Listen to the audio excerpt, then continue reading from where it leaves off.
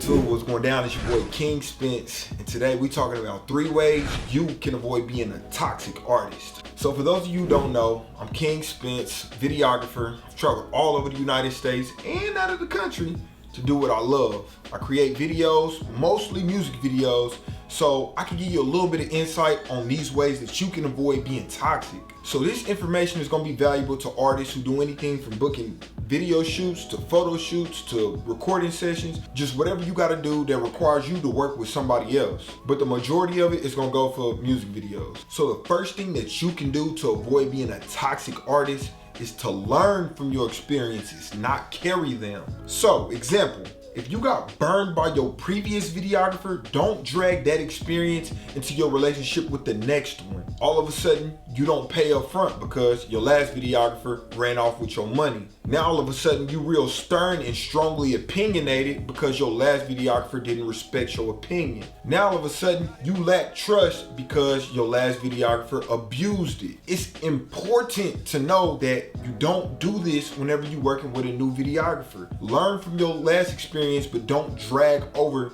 that energy. Understand you're working with a new person. It's okay to express your last experiences to your new videographer, but don't take that energy from that last person and put it on your new guy. So remember, start fresh, do better. It's important that you don't treat your new videographer like he's the one who burned you in the past. All right, so the second way that you can avoid being a toxic artist, don't bug the videographer or the editor about final drafts and teasers. Yo, it's important that you're not texting them every single day, calling them every single day saying, hey bro, where the video? Hey bro, where the teaser? Can I get a teaser real quick? When you think the video gonna be done? Don't do that. I'm gonna give you 3 ways that you can be proactive about getting your content on time in a healthy way. Number 1, set a deadline. On the day that you shoot the video, it's important to get with your videographer or your editor and say, hey, can you give me a deadline as to when I can expect the final draft to be returned to me so that I don't have to bug you every single day. In most cases, your videographer should be able to say, well, give me at least a month, give me at least 2 months. In my case, I say give me at least 2 weeks, but every videographer is different. But get that deadline beforehand. The second way you can be proactive about getting your content on time in a healthy way is to let your videographer know your expected release date. So if your videographer already knows beforehand that you plan to release it on this date, they can already have that in their mental calendar as to when they're trying to get it back to you. I expect that you make this date a month or 2 after the day that you're shooting the video, just so that you have time to get your entire rollout planned out and you're not really shuffling when the dates come around.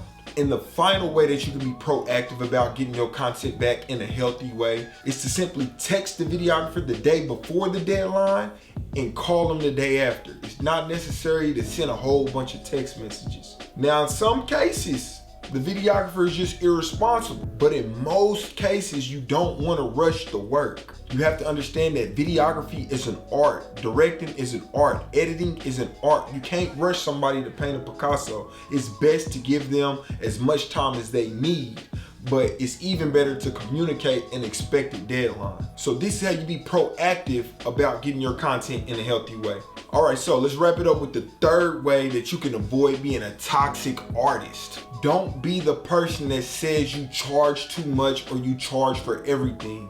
You have to understand that you are in business and everything costs. And anytime you're not paying for everything, the second party is doing you a favor. So whenever somebody's telling you their price, my advice is just respect it or learn to negotiate respectfully. Say for instance, the studio session costs $50 an hour. Maybe that's too much for you. So it's good to be able to say, hey, you think you could work out $35 an hour if I book 3 hours in advance?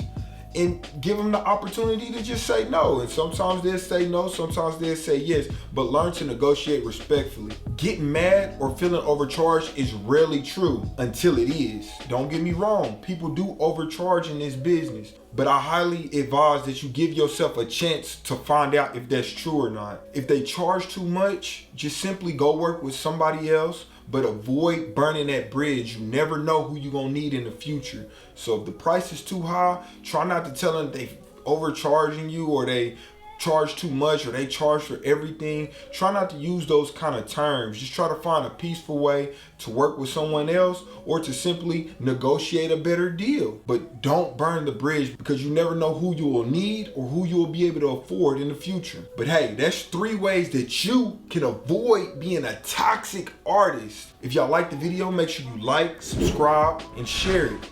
I look forward to reading some of the comments. Y'all talk to me, let me know what y'all think. But until then, progression on me, progression on 3.